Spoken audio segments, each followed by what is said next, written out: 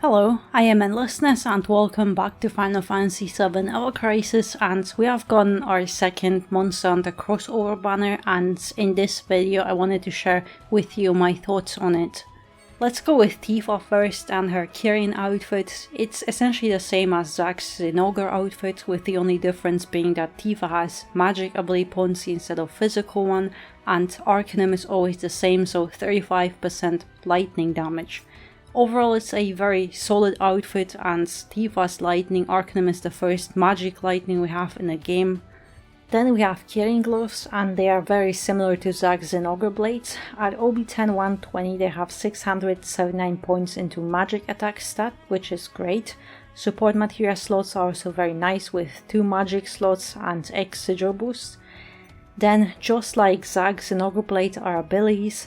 Boost magic attack is a little bit lowered with 31 points instead of 46, and 39 lightning points is standard.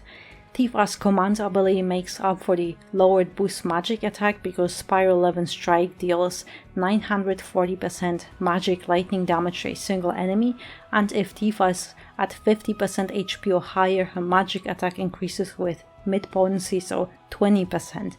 Initially, magic attack buff starts at low, but after you OB6 this weapon upgrade the command ability, that buff changes into mid.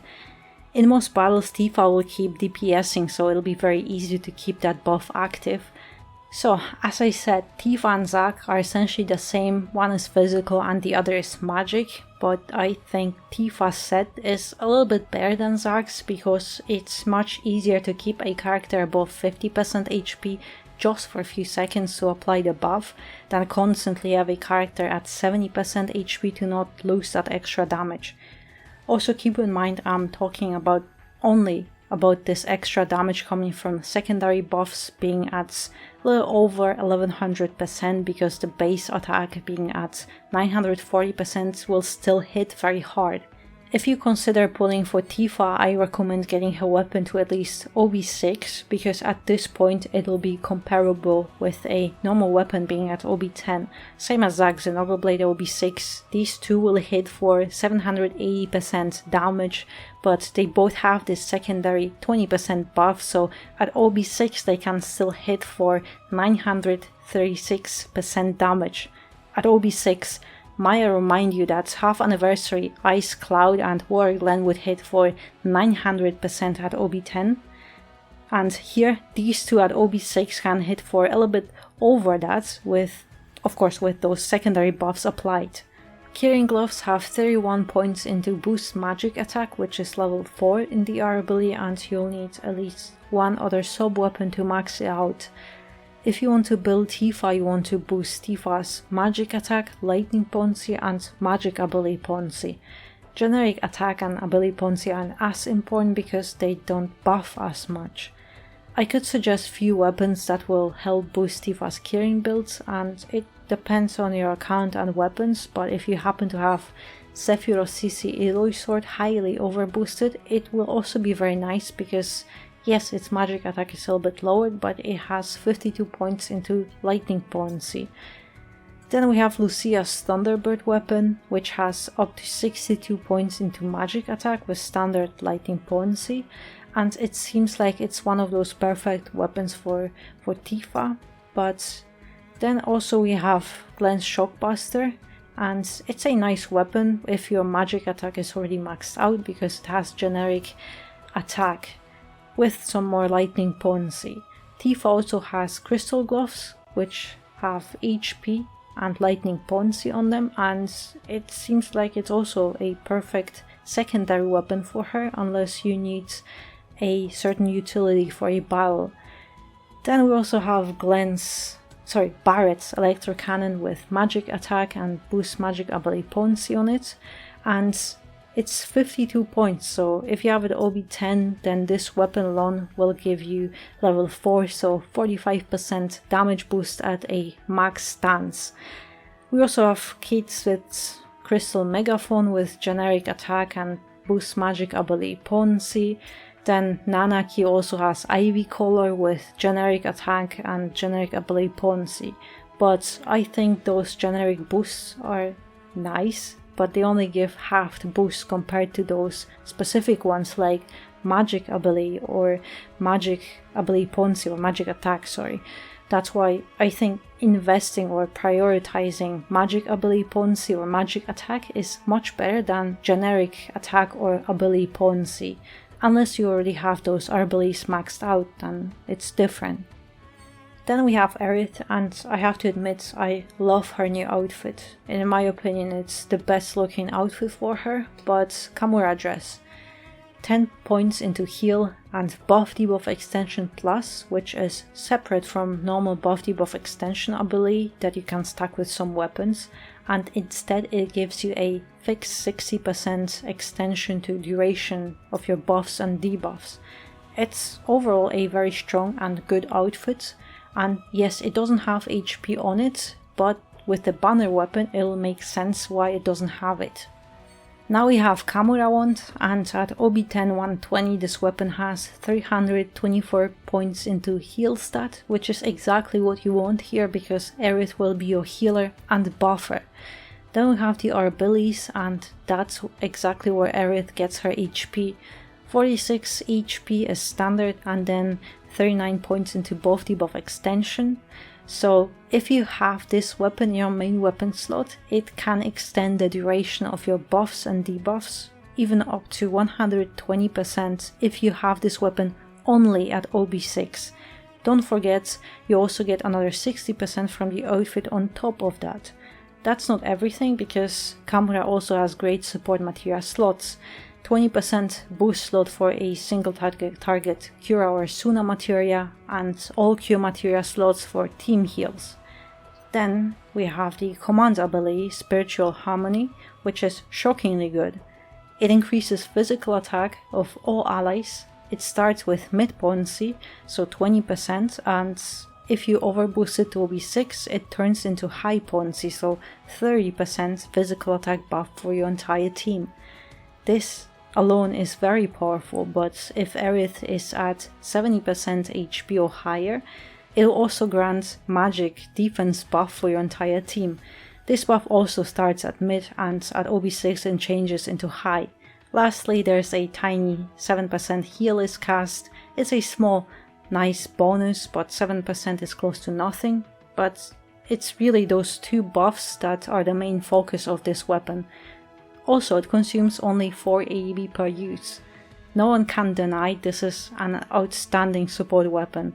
If you have physical DPS characters on your team and magic boss, there's no better support than Aerith with this weapon, who will buff their physical attack and apply magic defense shield at the same time, both at high potency. It's huge. A tiny drawback is the requirement of keeping Aerith at 70% HP for that magic defense buff to apply, but the HP on this weapon will boost Aerith's HP a lot, so she shouldn't struggle as much.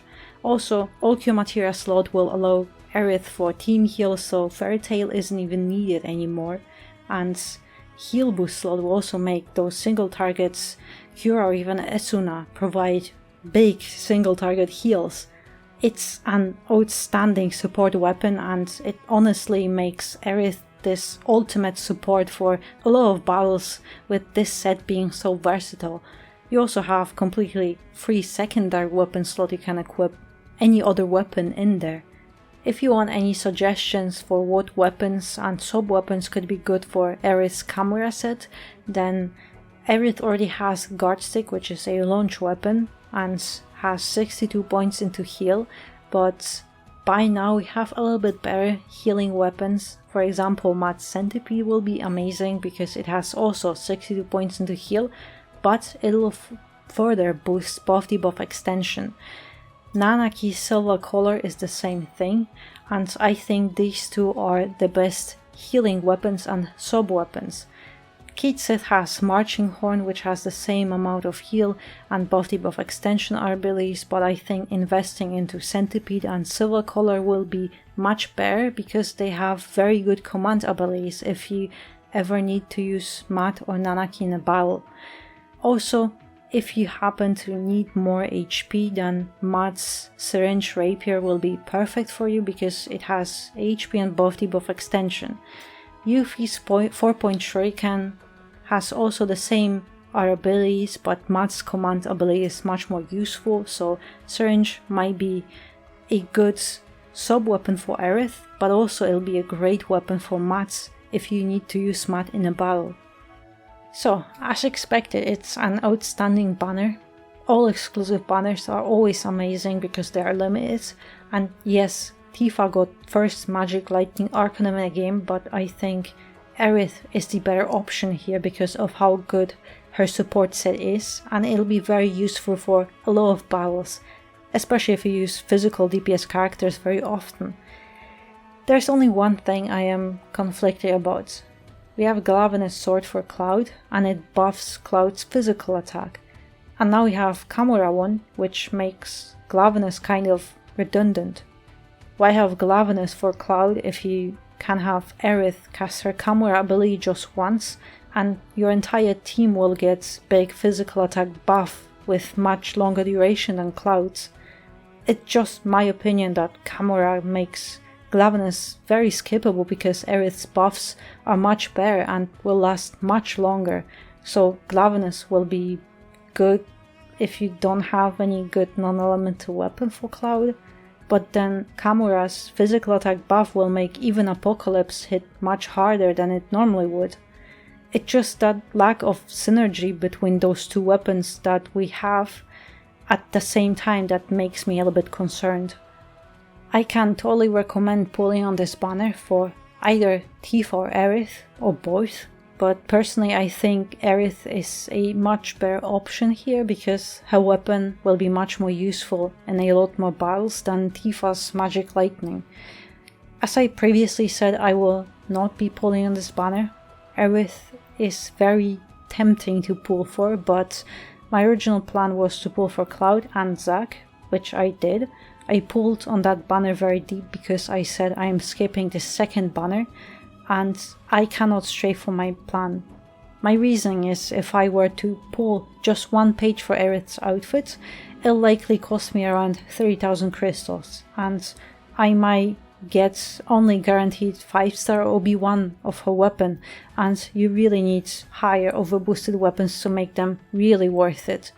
OB6 is that perfect sweet spot because you unlock that upgraded plus command ability, and our abilities and stats are also great at that point. So personally, I am just saving crystals for the upcoming 1-year anniversary in September, and I am also accounting that in July or August we might get a featured banner for Sephiroth, where I will most likely pull a page for the outfit, and that's it. I'll just keep hoarding my crystals for that upcoming anniversary. If I will not be able to clear a battle or two just because I didn't pull on this banner, I'll be fine with that because it was my conscious decision to skip the banner.